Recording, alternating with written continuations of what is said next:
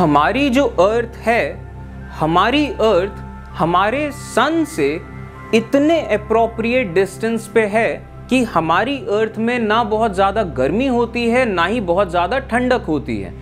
हमारी अर्थ में पानी तीनों फॉर्म्स में अवेलेबल है, जो कि बहुत ज़्यादा ज़रूरी है लाइफ के सस्टेन करने के लिए।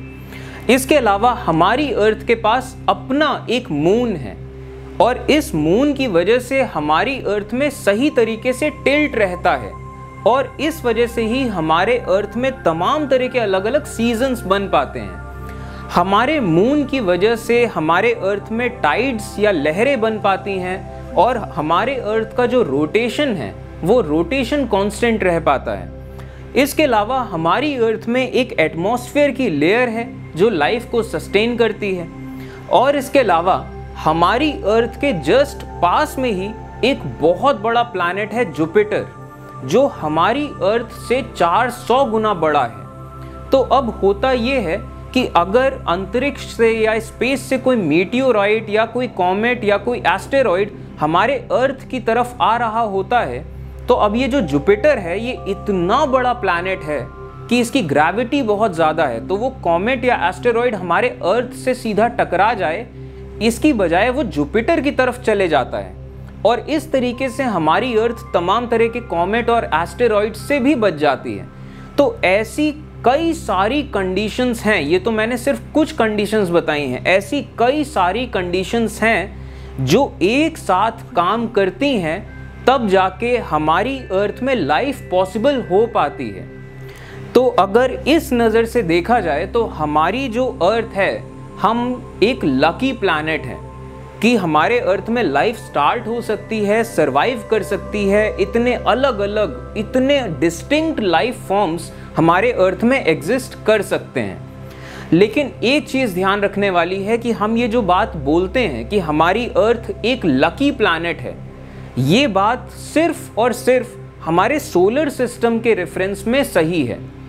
क्योंकि अगर आप हमारे सोलर सिस्टम में देखें तो बाकी जितने भी प्लैनेट्स हैं, चाहे वो मर्क्यूरी हो, चाहे वो मार्स हो, चाहे वो वीनस हो, चाहे वो जुपिटर हो, चाहे सैटर्न हो, इन तमाम प्लैनेट्स में लाइफ एग्जिस्ट नहीं करती।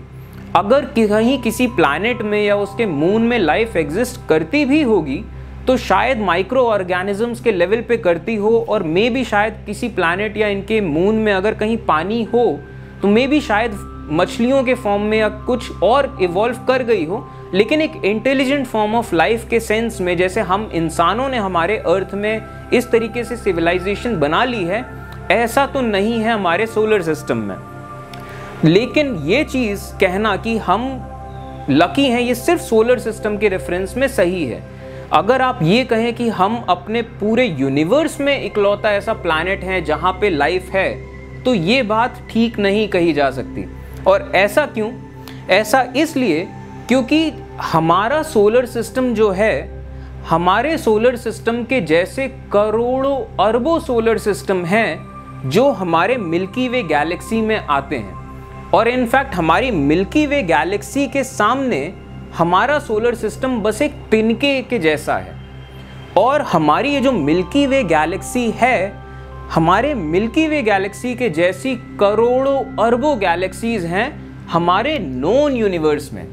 यूनिवर्स भी नहीं कह रहा हूँ, यूनिवर्स के उस हिस्से में जो कि हम अभी तक जान पाए हैं और ऑब्जर्व कर पाए। तो पूरे यूनिवर्स का वो हिस्सा जितने एरिया को हम जान पाए, सिर्फ उतने में करोड़ों अरबों गैलेक्सीज हैं।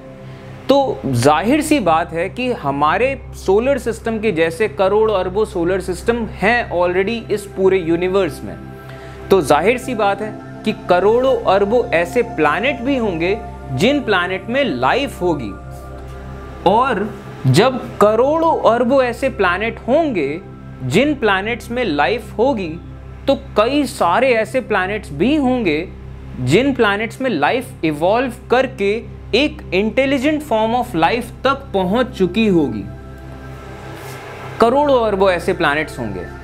अब अगर इंटेलिजेंट फॉर्म ऑफ लाइफ की बात करी जाए तो इंटेलिजेंट फॉर्म ऑफ लाइफ जिन प्लैनेट्स में है, अगर हम सिर्फ उन प्लैनेट्स की बात करें तो उन प्लैनेट्स में भी कई सारे ऐसे प्लैनेट होंगे जहाँ पे जो इंटेलिजेंट फॉर्म ऑफ लाइफ है वो टाइप 1 सिविलाइजेशन होने की तरफ बढ़ रहे हैं, और कई सारे ऐसे प्लैनेट्स होंगे जहाँ पे इंटेलिजेंट फॉर्म ऑफ लाइफ इतना एडवांस कर चुके होंगे कि वो टाइप 1 सिविलाइजेशन बन चुके होंगे। कई सारे ऐसे प्लैनेट्स होंगे जहाँ पे ये intelligent form of life type 2 civilisation या टाइप 3 सिविलाइजेशन यहाँ तक पहुँच चुके होंगे। अब आपके मन में ये सवाल उठ रहा होगा कि ये टाइप ऑफ सिविलाइजेशंस क्या है। तो ये बेसिकली एक हाइपोथेसिस है, और टाइप ऑफ सिविलाइजेशंस क्या मैं एक अलग से वीडियो बनाऊंगा, उसका भी लिंक मैं दूंगा कॉमन मैन्स नॉलेज प्लेलिस्ट में, आप कभी बाद में देखिएगा। तो अब आपके मन में ये सवाल उठ रहा होगा कि हम इंसान भी एक इंटेलिजेंट फॉर्म ऑफ लाइफ हैं, तो हम इंसान कौन से लेवल ऑफ सिविलाइजेशन में पहुंच चुके हैं। तो सबसे पहले तो मैं आपको ये बता देता हूं कि हम इंसान हैं कौन। तो हम इंसान हैं बेसिकली होमो सेपियंस। होमो का मतलब, होमो एक जानवर है जिस जानवर का नाम है इंसान, और इस जानवर की कई सारी प्रजातियां थी, जैसे कि होमो डेनिसोवियंस, होमो निएंडरथल्स, होमो फ्लोरेंसियंस। ऐसी ही प्रजातियों में से एक प्रजाति थी होमो सेपियंस। होमो सेपियंस जो कि हम हैं। वक्त के साथ इंसानों की जितनी बाकी प्रजातियां थी, होमो निएंडरथल्स, होमो डेनिसोवियंस, ये सब एक्सटिंक्ट हो गए, खत्म हो गए इस दुनिया से, और इस पूरी दुनिया में पूरा राज हुआ होमो सेपियंस का।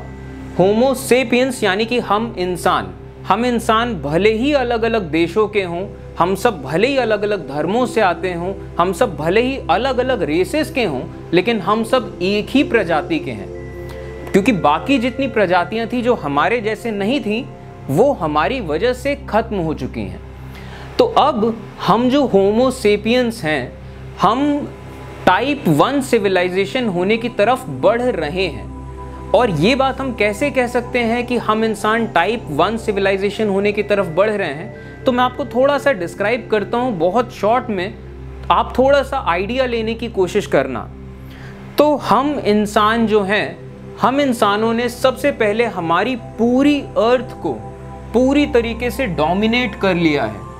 पूरी दुनिया में कोई ऐसी जगह नहीं बची है जहां हम इंसान पहुंच नहीं चुके हों या हम इंसान रह नहीं रहे हों। इसके अलावा हम इंसानों ने हमारी पूरी दुनिया में जितने भी अलग अलग रिसोर्सेज अवेलेबल हैं, हमने उनको यूज़ करना शुरू किया। पहले बहुत सिंपल लेवल पे करना शुरू किया, उसके बाद हमने ढूंढा कि दुनिया में क्या क्या चीज़ें मिल सकती हैं, और जो चीज़ें मिल सकती हैं अब इनसे हम क्या बना सकते हैं, और हम किस तरीके से अलग अलग चीज़ें बना सकते हैं। हमें अगर कोई चीज़ ज़रूरत है तो हम ये सोच सकते हैं कि ये चीज़ हमें कहाँ मिल सकती है हमारी अर्थ में। हमने हमारी अर्थ से जितनी भी चीज़ें निकलती हैं, हमने उन चीज़ों का यूज़ करके अलग अलग तरीके से अपनी एनर्जी रिक्वायरमेंट्स फुलफ़िल करना शुरू किया, अपनी गाड़ियाँ चलाना शुरू किया, हमने इलेक्ट्रिसिटी बनाई, और ये इलेक्ट्रिसिटी हमारे पूरी दुनिया को रोशन करती है। हमारे सारे इलेक्ट्रॉनिक प्रोडक्ट्स इस इलेक्ट्रिसिटी से चलते हैं। तो हम एनर्जी का यूज़ कैसे करना है, हम ये पूरा सीख गए हमारे प्लैनेट से, और अभी भी सीख रहे हैं। इसके बाद हम इंसानों ने तमाम तरह के सिस्टम्स बना दिए। हम इंसान पूरी तरीके से कनेक्टेड हैं आज के टाइम पे। मैं आज यहाँ खड़े खड़े अगर मैं चाहूँ तो मैं पता कर सकता हूँ कि अमेरिका में क्या हो रहा है। ये चीज़ आज से कुछ सैकड़ों साल पहले पॉसिबल ही नहीं थी। आज से सैकड़ों साल पहले अगर आप किसी इंसान को ये दिखा दो कि ये देखो, ये जो आदमी है ये अभी हज़ारों किलोमीटर, लाखों किलोमीटर दूर बैठा है और आप सीधा उससे बात कर सकते हो, तो उस टाइम का आदमी समझ ही नहीं पाएगा कि हो क्या रहा है और हो कैसे रहा है।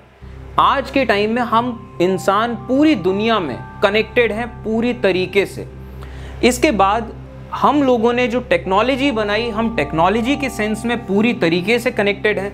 भले ही अलग अलग देश हों, आपस में भले ही कितना भी क्यों ना लड़ लें, टेक्नोलॉजी हम सब एक ही शेयर करते हैं।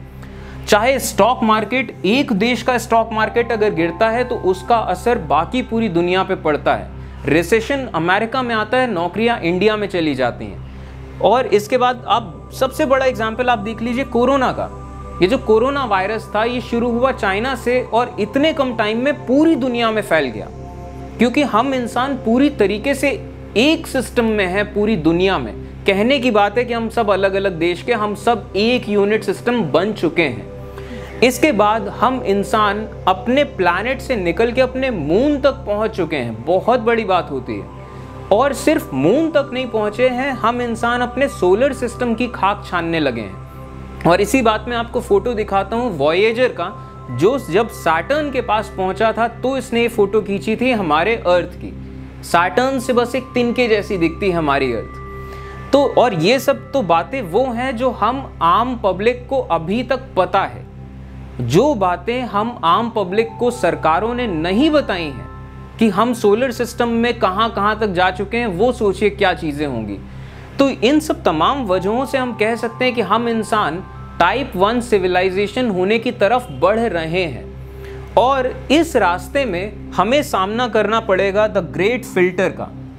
और अगर हम इंसान सही तरीके से काम करें, क्योंकि आज के टाइम में हम इंसानों के सामने बहुत बड़े बड़े चैलेंजेस खड़े हैं, अगर हम इंसान उन चैलेंजेस को सही तरीके से फेस कर पाए तो हम इंसान इस फिल्टर को क्रॉस करके टाइप 1 सिविलाइजेशन बन जाएंगे।